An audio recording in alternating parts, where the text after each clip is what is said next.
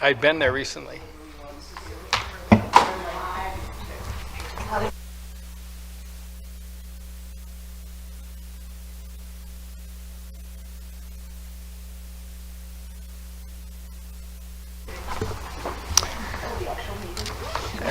Good evening and welcome. Tonight is Monday, July 28, 2025. This is a regular meeting of the Minnetonka City Council. I will call this meeting to order and ask you to stand and join me for the Pledge of Allegiance. I pledge allegiance to the flag of the United States of America and to the republic for which it stands, one nation, under God, indivisible, with liberty and justice for all. Ms. Larson, would you please call roll? Coakley. Here. Foster Bolton. Sorry. Here. Shack. Here. Wilburn. Here. Calvert. Here. Rameli. Here. Wearsome. Here. Next item is approval of the agenda. It doesn't look like we have an addendum. Ms. Dahman, anything else? No dentist tonight. All right, so we need a motion. Councilmember Calvert. Thanks, Mayor. I move approval of the agenda. And is there, Councilmember Rameli. I'll second. All right, we've got a motion by Councilmember Calvert and a second by Councilmember Rameli. Ms. Larson, please call roll. Coakley. Yes. Foster Bolton. Yes. Shack. Yes. Wilburn. Yes. Calvert. Yes. Rameli. Yes. Wearsome. Yes, motion carries. Next item is approval of minutes. We have one set, the July 14th, 2025 regular meeting minutes. Any comments or a motion? Councilmember Calvert. Thank you, Mayor. I move approval of the July 14th, 2025 regular meeting minutes. And a second. Councilmember Wilburn. Second. All right, a motion by Councilmember Calvert, a second by Councilmember Wilburn. Ms. Larson, please call roll. Coakley. Yes. Foster Bolton. Yes. Shack. Yes. Wilburn. Yes. Calvert. Yes. Rameli. Yes. Wearsome. Yes, motion carries. Next item is special matters, and we have one special matter tonight, and that is a report on the upcoming Tour de Tonka. And I think we have a guest to come and report on that, so please come forward, state your name and address, and lay it on us, please. Yes, well, good. You have the PowerPoint. My name is Kim Carlson. I'm the Executive Director for Community Education in Minnetonka. Started in August. My address is 17816 Town Line Road in Minnetonka. I say that slowly because I just moved here myself, so I'm a resident of Minnetonka as well. So I'm here tonight to just give you kind of a update. It's happening this Saturday, of course. So as you probably have noticed, signs going up across the city, and so I'll just go ahead and get started. Is there someone else that runs the thing, or do I push it to change the? Oh, okay. So as you know, it's the 20th anniversary. You may or may not know it's my first, but it's been in our community for 20 years now.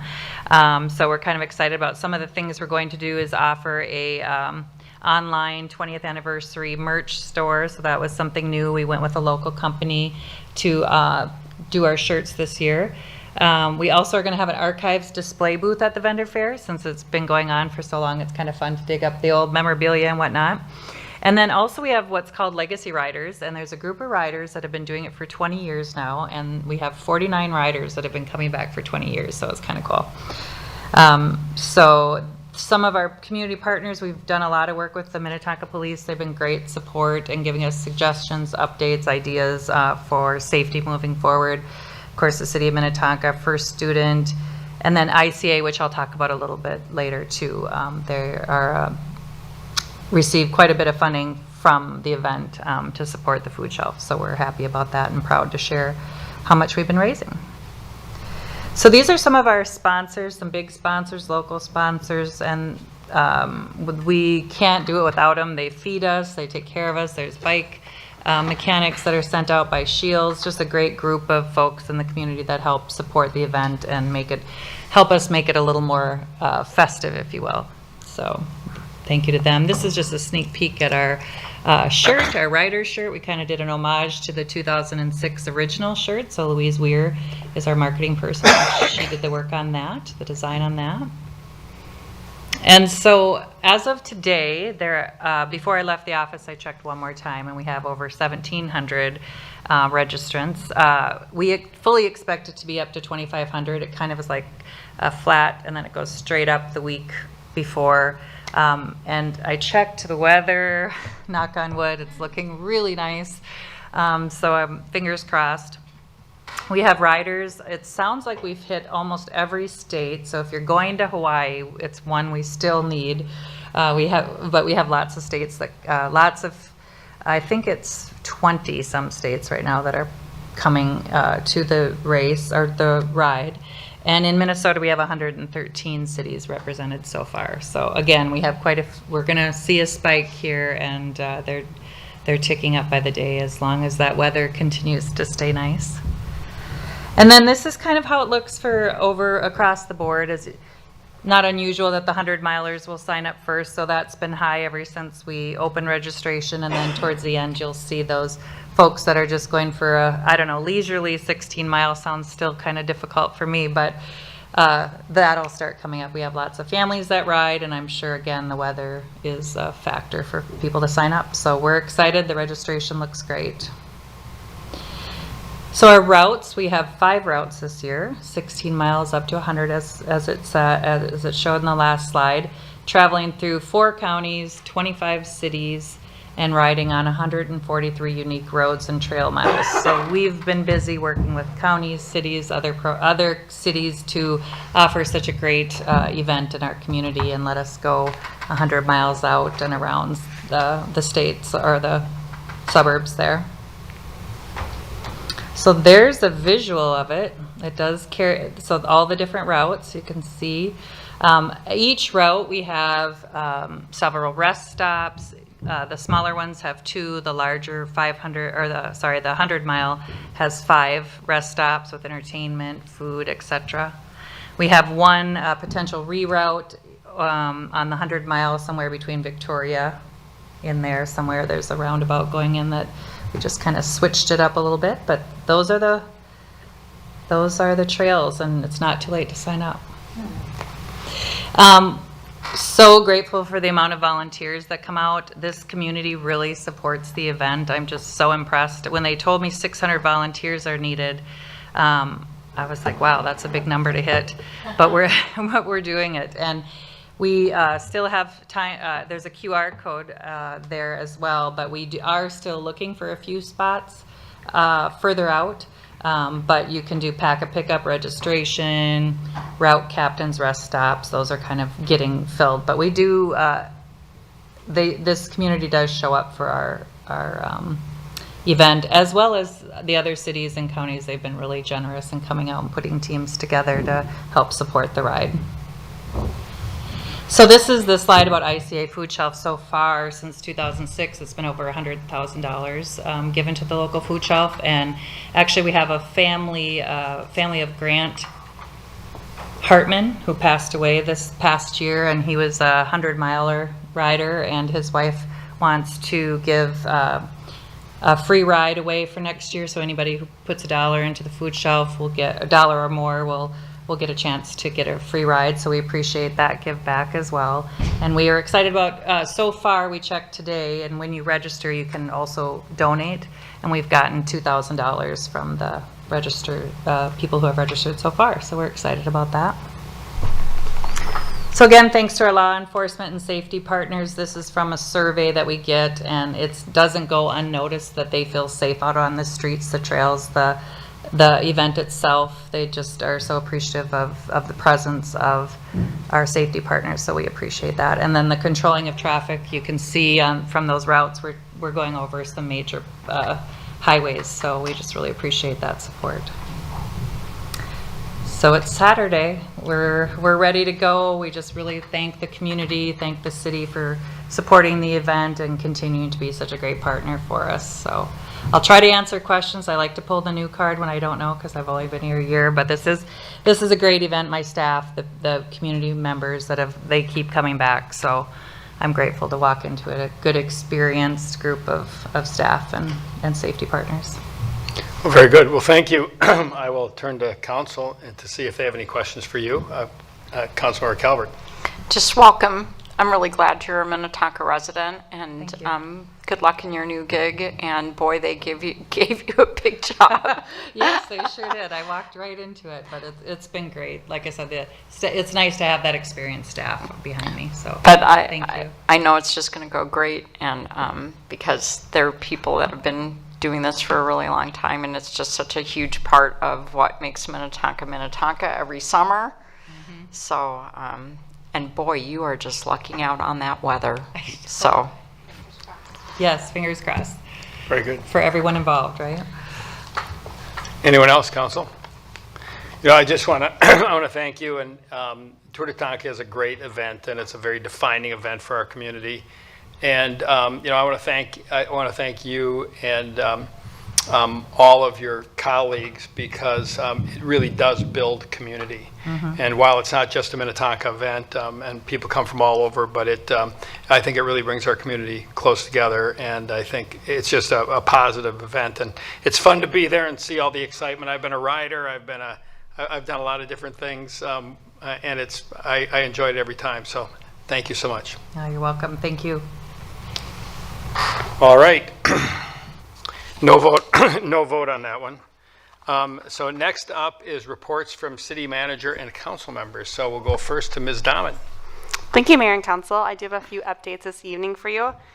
You may hear some pounding on the roof and some walking on the roof. So back on August 7th of this year, the council did approve the police department roof replacement, which also includes the community center, and then the link over to City Hall. So we've been told that they're finishing up for the evening, so if you do hear footsteps or the ladder going on, that's what's happening on the roof this evening. Candidate filing opens tomorrow and runs through August 12th during regular business hours. Be sure to check the website for regular business hours, as in the summer months we do have shortened hours on Fridays. Candidates may withdraw up until August 14th. And then city staff will update the website as filings are received. So for those who are curious, we will have a chart on the website that will include who has filed and for what seat.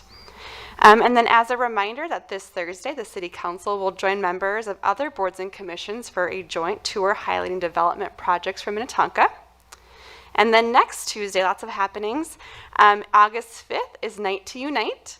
So council members are invited to join the police department in visiting registered neighborhood parties. This annual event is a great opportunity to connect with community members and enjoy a fun evening in our Minnetonka neighborhoods. Saturday, August 9th, we don't have a meeting prior to then, so I thought I would touch on this event coming up. The Summer Commons Carnival will be held on August 9th from 9 a.m. to 1 p.m. at Ridgedale Commons.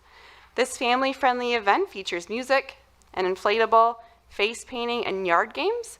Hot dog meals and bubble tea will be available for purchase, and cotton candy will be offered free of charge. And then lastly, the next council meeting is scheduled for Monday, August 11th, so we do not meet next Monday. And with that, Mayor, I'll turn it back to you. Thank you, Ms. Dahman.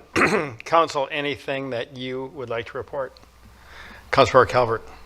thank you, Mayor. First, I just want to thank staff for. I went to the jazz concert at Ridgedale Commons, and it was a little warmish, and the kids were really glad to have the splash pad going there, and they were adorable, and it was just a great concert, and people were really enjoying it, and in spite of the heat, it was really pretty well attended, so that was wonderful. And also a few weeks ago, I went to Columbus, Ohio. Councilmember Romali was there as well for the National League of Cities Summer Leadership Conference. And at that conference, we start putting together our thoughts on the policies that we want to take forward to our federal legislators. And we took a wonderful tour of the largest prefabricated housing in the country, I think, but it's certainly in Ohio, and it was just kind of a fascinating process to watch, and something that I know that we'll be learning more about here on the council. So that's the kind of thing that might help us find solutions to more affordable housing. And so it was just a really fascinating conference, and I just feel so privileged to be able to do that. Thank you, Councilmember Calvert. Anyone else? Councilmember Rameli. Thank you, Mayor. As Councilmember Calvert noted, I also was at the Columbus Conference for the National League of Cities. We're on different committees, so I'm on the Community and Economic Development Committee, so it was my first time there, so it was a really great opportunity to kind of meet with council members and staff and electeds and officials from across the country to kind of see how they're doing things, get ideas, network, decide on how we're going to approach our federal legislators in the year to come, given the climate and challenges that we're looking at ahead. And then also last week, I was at a meeting hosted by State Senator Ann Johnson Stewart regarding the Highway 7 corridor. And it was a nice explainer about the process, really from kind of the other side of the table rather than the electeds, and kind of the timeline, the engineering and design process. And learned a lot more about that project and look forward to using that going forward. So it was a great opportunity. I appreciated that. Thank you, Councilmember Rameli. Anyone else? It's summer and it's kind of a quiet time of year, but I was going to make a pitch for Music in the Park. I made it on Tuesday night, and it was a Rolling Stones review. Mick Jagger was not there, but it was still pretty darn good, and it's fun. It was well attended, and every Tuesday night after the farmers market. So I just mentioned that for people to consider, because it's a inexpensive evening out and a very nice venue. So with that, I will wrap up comments from city manager and council members and move on to citizens wishing to discuss matters not on the agenda. So this is an open mic opportunity. If anyone has anything that they would like to report regarding something that is not on the agenda, please come forward, state your name and address, tell us what you want us to know. We will not take any action on that item tonight, but we will turn it over to staff, and they will follow up with you and with us, and we will deal with the issue that you raise. So is there anyone who would like to report something to us? Anyone? All right, seeing no one, we'll move on. Next item on the agenda is bids and purchases. We have none of those tonight. So the next item is the consent agenda, and these are items requiring a majority vote. These are fairly routine items, so we will not act on them individually. I will read them into the record, and then we will vote on them in one motion and one vote. If anyone would like to pull an item for further consideration, we will pull that item. We will vote on the remaining items and then return to that for a report from the individual who pulls it. So anyone in the audience or on the council can pull an item. We've only got two items tonight. The first is the CenterPoint Energy Community Safety Grant. And the second, 10B, is a resolution for the 2025 sanitary sewer lining project. So would anyone like to pull any of those, or would you like to vote? Pardon me, you have a comment? Go ahead, Councilmember Wilburn. So, and I know we've said this before, but I just really appreciate public safety going after these grants, and really all of staff, the work that they do to secure grants and help with the budget, because it helps with the budget. So I would just really appreciate that's been done. Thank you, Councilmember Wilburn. And I can make a motion if you like. I would welcome that. So I move approval of consent agenda items 10A and 10B. And is there a second, Councilmember Calvert? I'll second. All right, we've got a motion by Councilmember Wilburn and a second by Councilmember Calvert. Ms. Larson, please call roll. Coakley, Yes. Foster Bolton, Yes. Shack, yes, Wilburn, Yes. Calvert, Yes. Rameli, Yes. Wearsum. Yes, motion carries. Item 11 is consent agenda items requiring 5 votes, and we have none of those tonight. Item 12 is introduction of ordinances, and we have none of those tonight. So item 13 is public hearings. We have one public hearing tonight, and that is a temporary on-sale liquor license for Unmapped Brewing LLC at 14625 Excelsior Boulevard. And Ms. Wishnak, you have that report. Thank you, Mayor and council members. This is probably familiar to you as it comes through every year where they have their various events at the Unmapped Brewery. Tonight we're considering two events. One is on Saturday, September 6th. That is called the Gladden Farms Hop Harvest event. And then the second event is the Saturday, October 11th, which is the Flannel Roots Music and Beer Festival. So various times on each of those events, depending on, the first one is various things from 2 p.m. till 10 p.m. There's also an event related to the Vikings game and a TV that is placed on the parking lot. That part is a little bit newer. They will have amplified sound, obviously, from that. They aren't having live music that night, however, so there's no live music that goes along with that event.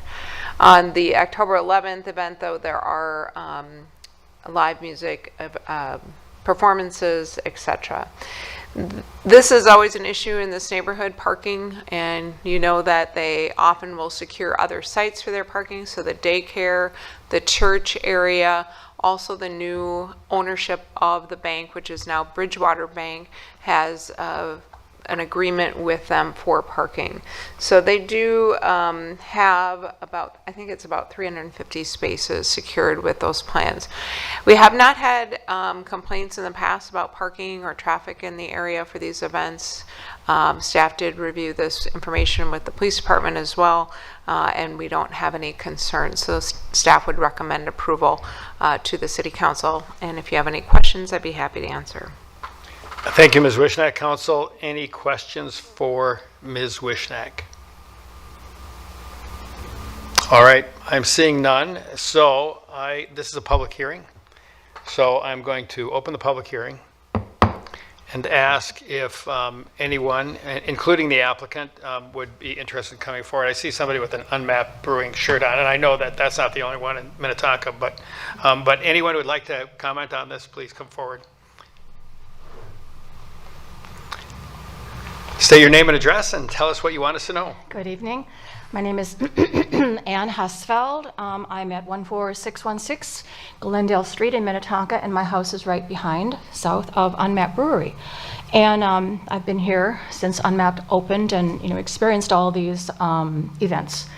And I do have a question. I've got kind of two issues that are maybe new this year. I'm not sure if it's related to sort of new ownership and trying new things or just a new approach, but along both of the events. And so I do have a question about the event that is the Twins versus Kansas City Royals at 6:15, and what is that about? My first question before I'd talked with the city, I only got the notification on informing people within 400 whatever the distance is feet of this on Friday evening. And of course, the city was closed on Saturday and Sunday. And I made a call to Minnetonka this morning to have someone call me back so I can ask questions about what is that event? Will it be noise? Not broadcast, but whatever the sound is. And didn't get a call back because everyone is busy. But I had no opportunity to kind of before this moment to ask questions about that. And because I am obviously property line wise the closest resident, but there are other Minnetonka, Glen Lake that are near. I mean, noise is an issue. And so I did learn from Ms. Wishnak that this September event will be just, I guess, the broadcast event. Well, how loud is that going to be?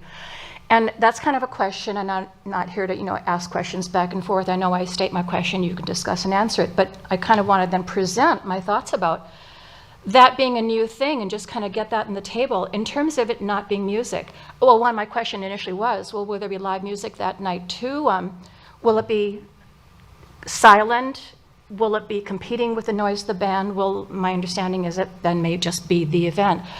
And I wanted to refer back to the material from the original October 2016 proposals for Unmapped and getting the original licensing or conditional use permits for the brewery to open.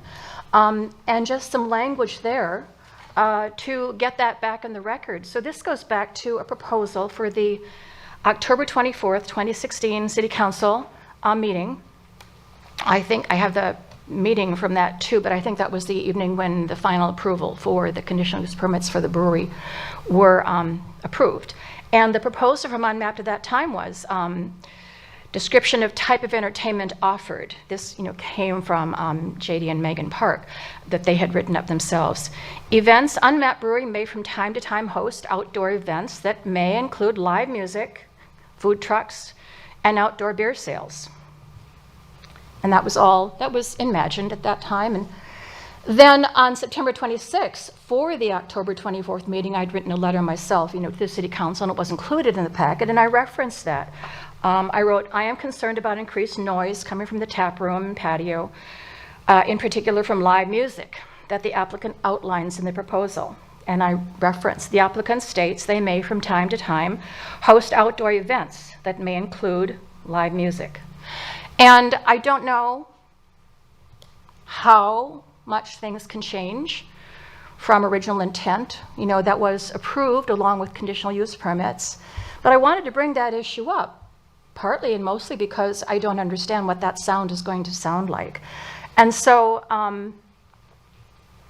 kind of two things if you discuss, and that is this a fundamental different thing from live music? Is it expanding the kinds of outdoor events that may impact neighbors, people living in houses around the neighborhood? And what's the rationale for that? And is, did that need some kind of neighborhood questioning? And how would you feel about a sports event being broadcast? And kind of secondly, how much noise will there be from that? The bands, they run for, I'm not sure how long their sets are, but they're multiple sets. Maybe they run for half an hour, 45 minutes each one. And then there's a gap. And then the next one kicks in, and maybe there are 5 or 6 throughout the day. And believe me, I can tell when the music stops, and I'm expecting the music to start again. And just as an aside, noise is noise, and it impacts people differently. But I am extremely bothered and conscious. I know this comes up every year, and I knew this going into Unmapped, they were going to have live music, and it is extremely disturbing. I don't mean disturbing emotionally to me. I mean the noise impacts my house, and I live through it. I mean, what else can I do? But it is not easy to live through these 2 or 3 days a summer where I have to, I can be out. Sometimes I attend one of the sets, but 9 o'clock at night, I'm back in my house, and that is coming through my house, and the noise of music, the noise in general, I'll get to sort of music in a bit, but the noise in general really does, I hear it. And so my second question is, what is the expected kind of noise decibel level for this? Will it be running constantly from 6:15 until whenever the sports event is over, or as we say, I don't know, goes into overtime? I mean, is it going to be constant? Will there be loud cheerings? Is the sound going to be less than amplified, band music? I don't know. And so... No, Ms. Husfeld, I'm going to ask you to wrap it up. And then I think, we're probably not in a position to answer, but perhaps the applicant, when he comes forward, could talk about what they're intending, because you're right, it is a little different than music. So, but we get the point. Can I ask about the music running till 10 p.m. for the October 11th event, and ask if they intend to run music all the way to 10, or if they wind it down between 9 and 10? They'll probably address that as well. Right. Thank you. Thank you. Is there anyone else who'd like to speak on this item? Good evening and welcome. Thank you. Hello again, Mr. Mayor, council members, staff. I don't want to sound like a broken record. The second festival that we're talking about is going to be similar to the ones we've had in the past. The first one coming up is the Gladden Farm Hop Harvest. And we're excited about this one because it's the first time that we've done this to this size. It's always been kept smaller on patio. And I thank you for the questions, Ms. Hosfeld. They're legit questions, and I hope that I can answer them tonight. We have done some viewing parties of Vikings games. This is going to be a Twins game, of course, for the Gladden Farms event. And we bring in a big screen, outdoor screen, and the technology of the speakers from the screen are very directional. Like if I walk around to the back of the screen, I can't hear it. I can promise you, you will not hear any of the noise from the September 6th event. And if I'm wrong, I'll try to make it up to you somehow. The October 11th will be what you've probably had in the past.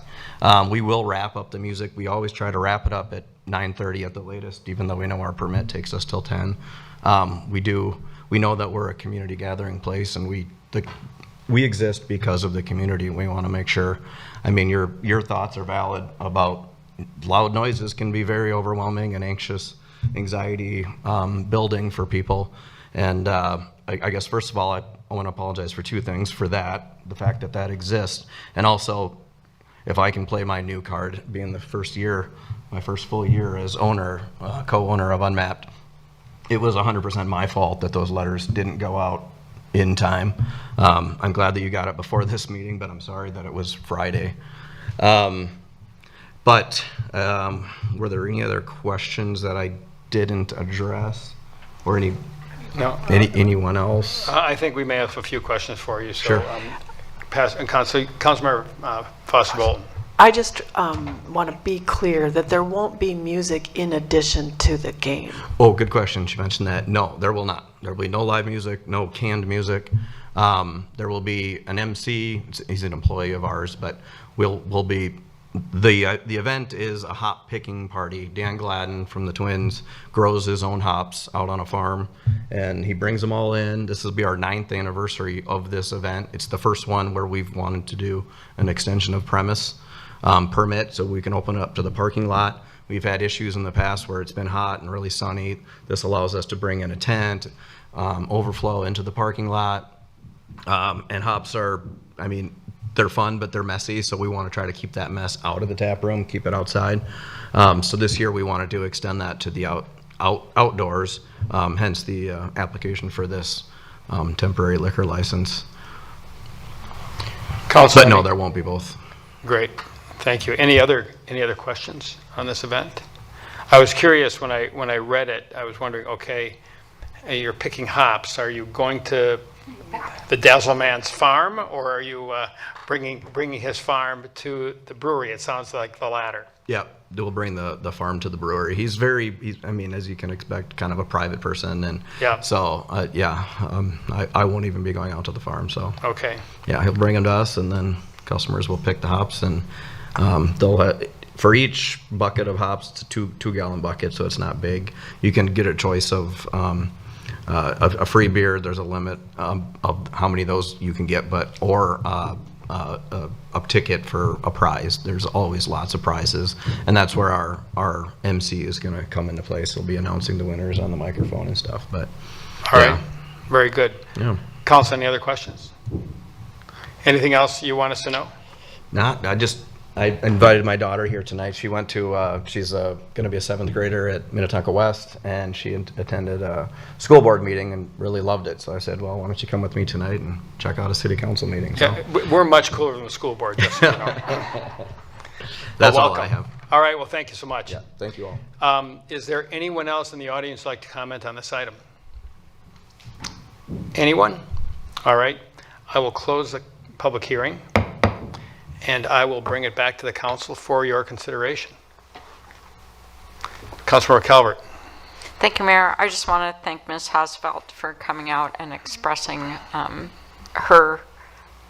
talking about her experience and her concerns, and I'm very glad that the new owners are cognizant and sensitive to it. And I really love Unmapped. I just had book club there the other night, and they were having an ICA food shelf fundraiser, which we really can't give enough money to our food shelves these days, but it hasn't come without a few little areas of friction, like parking, occasionally noise, but honestly it has just revitalized that part of the city, and it's been such a benefit to the whole communities, and it's been a wonderful business model, and when I take people there, they are always really impressed. So I I just wish you the best on both of your events, and I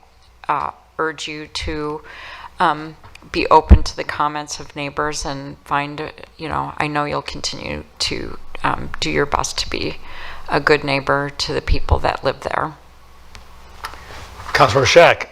Thank you, Mayor. Just quickly, and I appreciate the comments as well, and I also appreciate the folks at Unmapped being nimble. And to that end, I just want to encourage everybody, because when we consider these applications, as you notice, Ms. Wishnack will say whether there have been issues in the past. So if there is ever an issue, of course, I realize the owners are approachable, and you may take it up directly with them, but let us know too, so that as we view these applications in the future, we can troubleshoot them, well in advance and build that in. And so we're happy to make sure that we can build community and also make sure that the people who live there aren't overly impacted.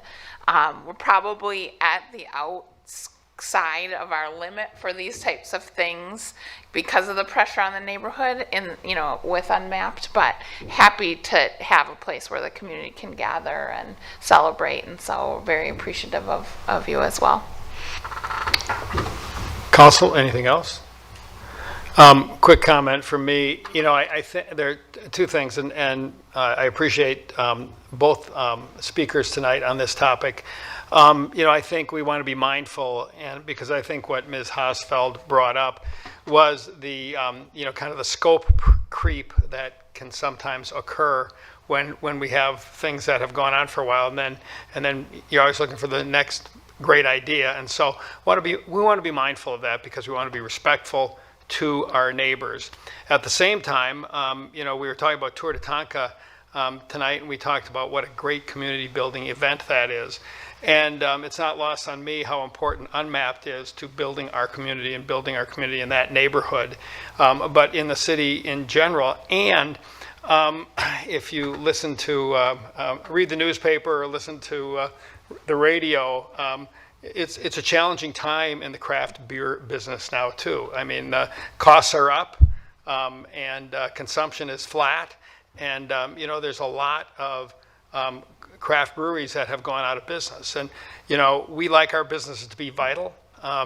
Unmapped is an important part of our community, and so we want to do the things that enable that to remain a vital part of our community, because we value community, we value community building, and we value our businesses. So I think we do need to be nimble, but I also think we need to be aware of what we originally agreed to, and ensure that we're discussing these things appropriately as changes come forward.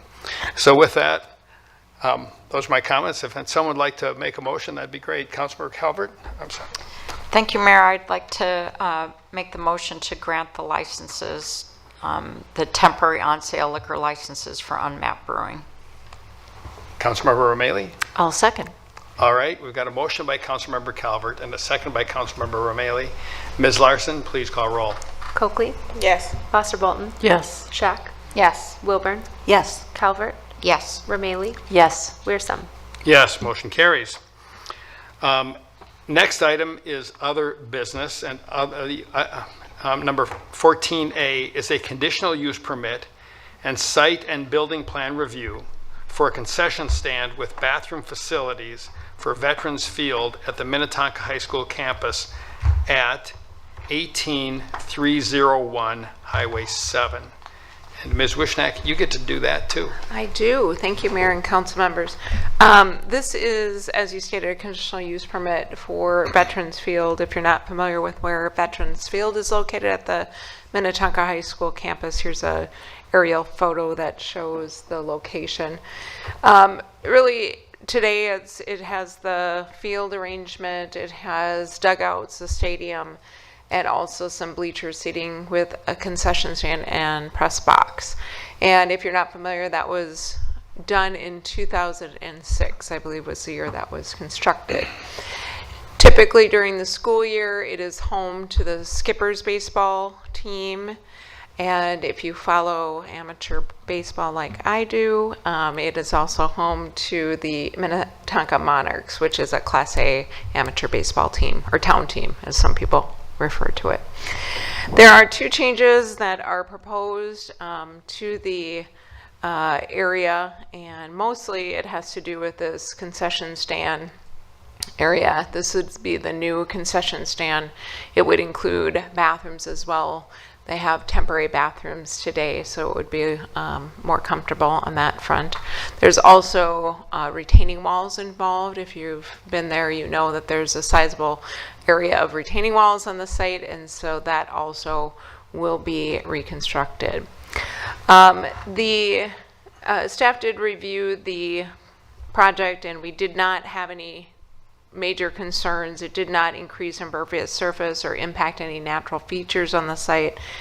You know, the items are still, you know, in place where they are currently located, and really generally thought that overall it would probably enhance the experience of this area. The Planning Commission did also review and recommend the City Council approve it. They did so on a 4-0 vote, and so that comes to you with their recommendation as well. So the action tonight would be to adopt the resolution approving the conditional use permit and final and site and building plans. Normally we'd put this on consent, but because it's a school, we thought we'd give you a little bit of an overview. Thank you, Mayor. Thank you, Ms. Wishnak. Council, any questions on this item?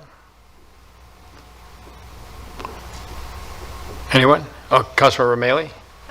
Actually, rather than the question, just a quick comment, just hoping that especially as this is a school, that any sustainability features, if there can be some, you know, solar or something, or building materials or whatever, just always want to encourage that, especially in our public buildings. So anything that can be done there would be appreciated.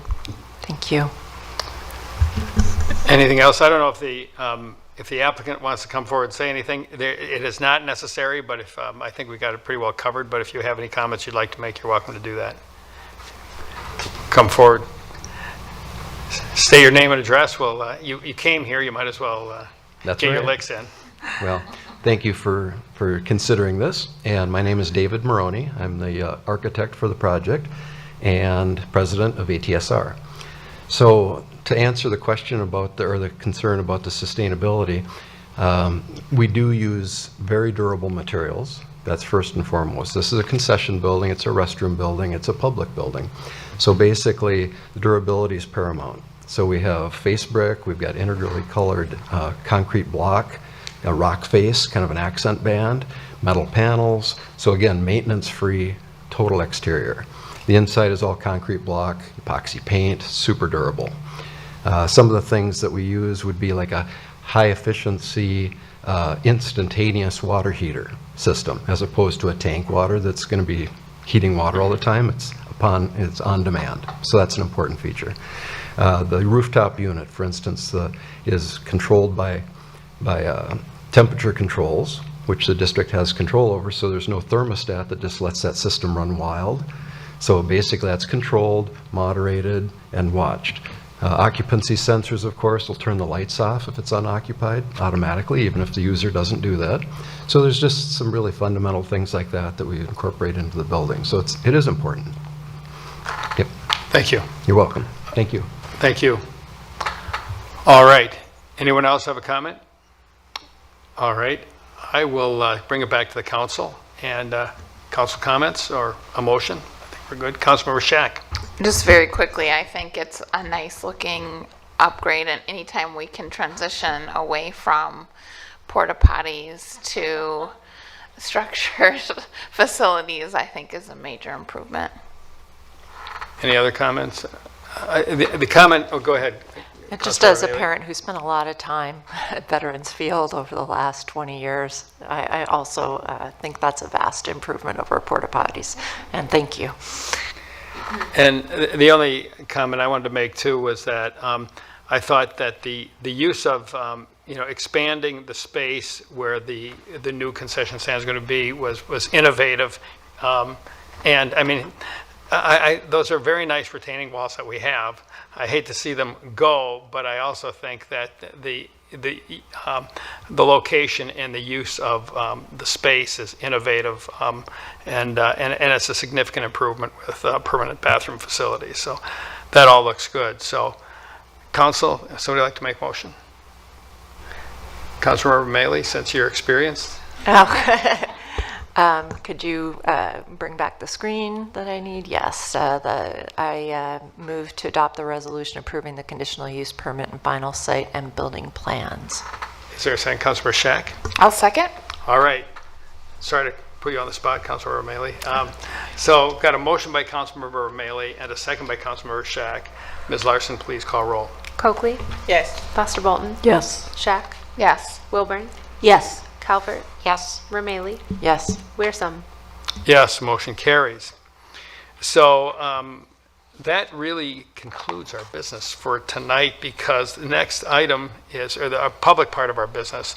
I will need a motion to close the public meeting pursuant to Minnesota State Statutes 13D.03 subdivision 1B to consider strategy for labor negotiations for Minnetonka Professional Firefighters IAFF Local 5522. If approved, the closed session will be held tonight, July 28, 2025, in the Minnehaha Conference Room immediately following this motion. Councilmember Wilburn. I move the recommended action as just read by the mayor. And is there a second? Councilmember Calvert. Thank you, Mayor. I'll second. So we have a motion by Councilmember Wilburn and a second by Councilmember Calvert. Let's see. So I think, okay, let's vote. Yes. So please call roll. Ms. Larson, thank you. Coakley. Yes. Foster Bolton. Yes. Shack. Yes. Wilburn. Yes. Calvert. Yes. Romaley. Yes. Wearsome. Yes, motion carries. So I'll read this final piece here. I move to close this meeting for the purpose of discussing labor negotiation strategy. The broadcast will now end as we enter closed session. The council will reconvene in regular session following the closed session to adjourn.